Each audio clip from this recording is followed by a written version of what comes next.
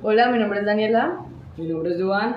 y somos estudiantes de la Unillanos de Ingeniería de Procesos. Este es un trabajo para la materia de Química Inorgánica. Vamos a presentar los métodos de transferencia.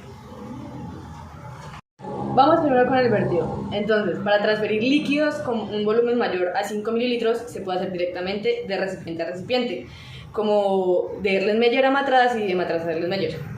En el caso de transferir un líquido de un Erlenmeyer a un balón, como se ve por acá, puede usar un embudo con una abrazadera o directamente, como se ve por acá, se puede usar la mano.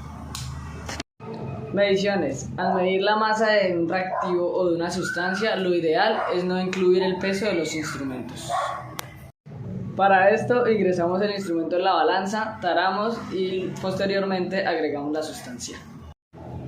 En el caso de que los reactivos desprendan gases o tengamos el riesgo de un derrame, lo ideal es taparlos o sellarlos y llevarlos a la balanza. En este caso tendríamos que haber ya medido el peso de los instrumentos antes de meter el reactivo dentro del recipiente. Uso de pipetas Pasteur. Estas pipetas no son tan exactas para hacer mediciones exactas. Suelen usarse para adicionar a la solución reactivos que no alteran demasiado la naturaleza de la reacción. Puede presentarse de esta manera, que es un poquito más larga, y la otra que es más corta, que es la que normalmente vemos en los laboratorios. La manera correcta de usar estas pipetas es presionando la parte superior de la pipeta antes de ingresarlo al recipiente. Como se ve en esta parte, se suelta la parte superior cuando ya ingresó la pipeta al recipiente. En la imagen 6D se muestra la manera correcta e incorrecta de usar la pipeta. Lo ideal es que se tenga recta, ya que si se tiene así, como medio diagonal, se puede filtrar, por así decirlo, el reactivo. Sin embargo, hay que tener en cuenta que en la universidad no se cuentan con pipetas de vidrio, sino de estas como de plástico, las baraticas. Pipeta forada. La pipeta forada es muy exacta en comparación a la pipeta de Pasteur y la utilizamos cuando es necesario que el volumen del reactivo sea exacto para no ver afectada la naturaleza de la reacción. Todos sabemos cómo se utiliza una pipeta. Necesitamos una pera para poder succionar la sustancia que deseamos. Hay que tener mucho cuidado con el succionamiento de la sustancia, porque si sin querer succionamos de más la sustancia, esta puede filtrarse hacia el balón. O otro caso en el que también se puede filtrar es cuando tenemos la pipeta muy al ras de la sustancia que estamos succionando y sin querer la levantamos. Con eso el balón lo que hace es succionar aire y llevar sustancia hacia el balón. En la imagen C podemos ver que la pipeta está recta. Esto es para tener un correcto aforado de la sustancia la cual estamos introduciendo dentro de la pipeta. La pipeta la debemos tener recta y la línea de aforo debe estar frente a nuestros ojos para poder determinar que la cuña efectivamente está por encima de la línea de aforo, más sin embargo la está al mismo tiempo tocándola. Tiene que estar ligeramente por arriba. Teniendo en cuenta esto, debemos saber y tener presente que las pipetas disponibles en el laboratorio están calibradas en mililitros. Vertidos calientes. Hay que tener en cuenta que no todos los instrumentos son capaces de soportar las temperaturas altas, como las pipetas aforadas, que no es posible usarlas para manejar sustancias calientes. Hay casos en los que al mezclar dos reactivos ocurre una reacción exotérmica, y hay otros casos en los que el procedimiento nos pide calentar alguna sustancia. Para manejar los vertidos calientes hay que tener en cuenta que los instrumentos adecuados son el beaker, el matraz, la cápsula de porcelana y el Erlenmeyer, en algunos casos tubos de ensayos.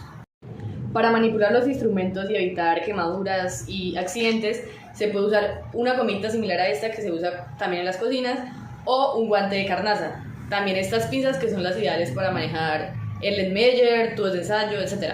Aquí se puede mostrar cómo manipulan el instrumento con las pinzas, y aquí con una especie como de goma o guante de carnaza también.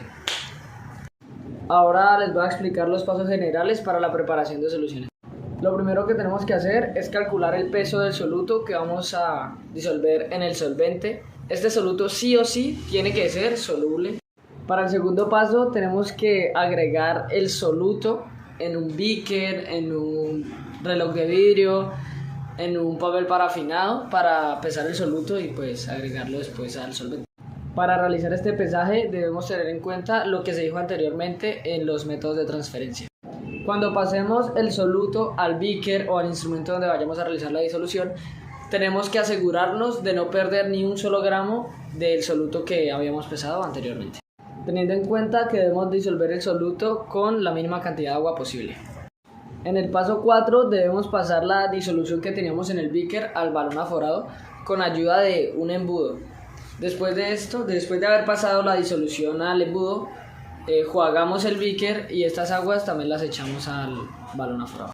En el quinto paso debemos llenar hasta 1 centímetro abajo en la línea de aforo del balón aforado. Después de esto, con mucho cuidado, tenemos que terminar de llenarlo hasta que la cuña toque la línea de aforo ligeramente por encima. Ahora vamos a ver más o menos cómo funciona estructuralmente una titulación así. Primero tenemos que identificar que este es otro tipo de instrumento. Esto se llama bureta y funciona similar a las pipetas volumétricas, pero la medición de su volumen va al contrario. Ahora, normalmente una titulación bien hecha se hace en un Erlenmeyer. Y para dar firmeza y pues como más estabilidad a la reacción se usa un soporte universal. Como ingenieros de procesos / ingenieros químicos tenemos que saber principalmente que titular se debe hacer con las 2 manos y una sola persona. Entonces, en la titulación se debe tener la mano dominante en la bureta para cerrar y abrir la llave y la otra en el beaker, pero pues en este caso, como vemos, pues no está. En esta imagen podemos ver cómo es el proceso de la titulación ácido-base, pero para que ocurra esta titulación, así como el cambio de color y eso, debe haber un indicador ácido-base en el beaker, pero lo ideal sería en un Erlenmeyer porque al hacer la agitación no va a haber salpicaduras del reactivo. Entonces, como tal, la estructura debe ser en la bureta, la base y en el beaker o en el Erlenmeyer el ácido.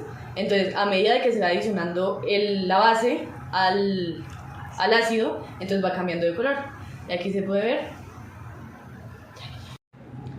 Bueno, en esta imagen podemos observar aquí el antes, que es antes de empezar la titulación, donde solamente aquí en el Erlenmeyer está el ácido con el indicador y pues en la bureta se encuentra como tal la base.